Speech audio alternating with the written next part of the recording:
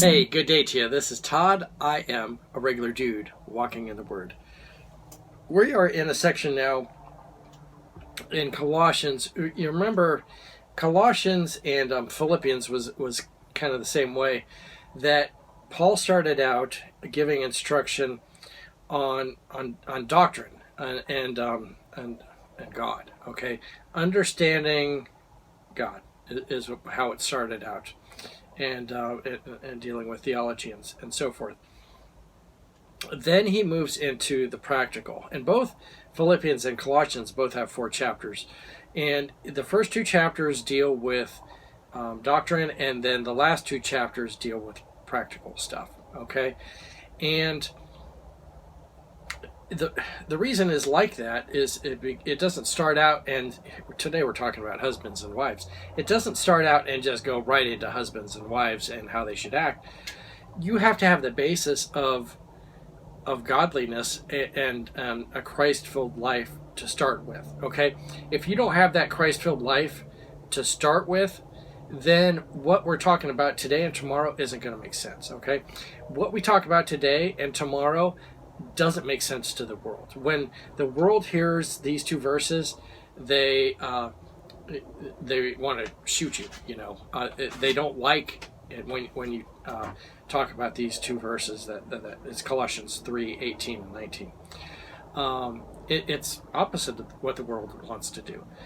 But when we are in God's plan and we're following God, these verses then make sense, and it's right in line with it. Okay, so today and tomorrow we're talking about marriage. Okay, and let me start off with saying marriage is not something that you just you're dating for a while and then you jump into marriage or get married, and then everything is all rosy and you just live happily forever after, and nothing bad ever happens. No, marriage takes a lot of work, and it's daily work. And probably till you're 60 years old or older, 80, it's going to take work. Okay, that it's not just an easy thing, but it's a constant learning experience, and it's you're kind of in this refiner's fire, perfecting you, really, and later on, your marriage is a lot better,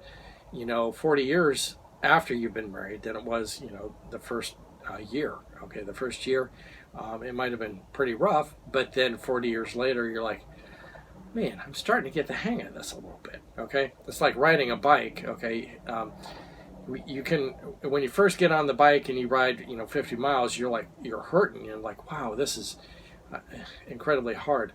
But once you get on that bike and you're riding it daily and riding it a lot, you go and do a century ride, and then later on it's like, that was some work, but it wasn't as bad as I thought it'd be. Okay, so anyway, so today we're talking about wives, and this is taken from Colossians chapter 3, verse 18. Okay, and then tomorrow we'll talk about husbands, and that's the next verse.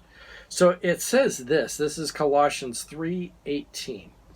It says, wives, submit yourselves to your husbands as is fitting in the Lord. Okay, and I want to read the New Living. It's just a little bit different here. This is 3:18. It says, wives, submit to your husbands as is fitting for those who belong to the Lord. That makes it a little better, easier for us to understand. When it says it is fitting for those who belong to the Lord. When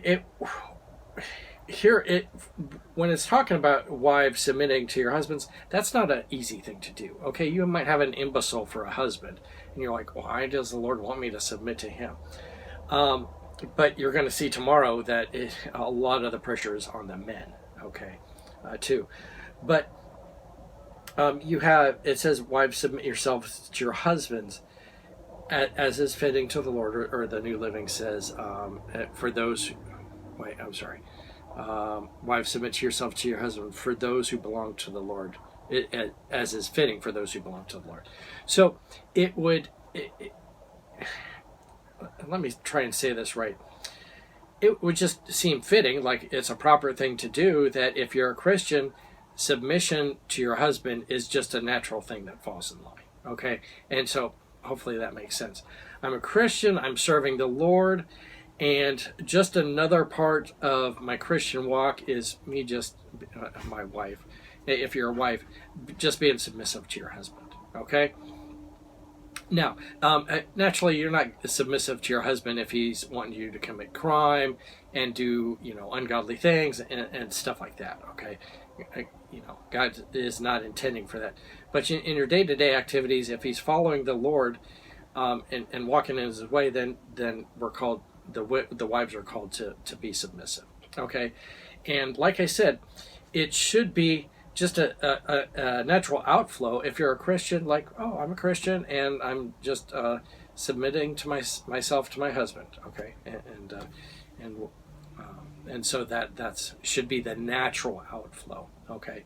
And again, if you're not following the first 2 chapters of this, this one verse is going to sound really wacky, and you're like, I can't stand to do that. But it's all part.